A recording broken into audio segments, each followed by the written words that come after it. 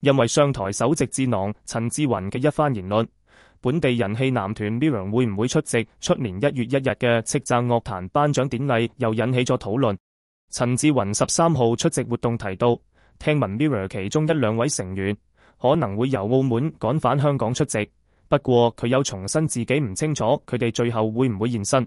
MIRROR 早前已確認，因為同日有 MIRROR First Day 2026演唱會，將會全員缺席叱咤。不過呢一番放風引起咗 MIRROR 粉絲鏡粉嘅強烈反彈，好多鏡粉喺社交平台質疑商台咁做係出口術，想喺 MIRROR 缺席搞到票房下滑嘅情況下製造話題。粉絲指出，澳門演唱會同埋香港叱咤頒獎禮同樣係晚上7點開始，根本分身不下。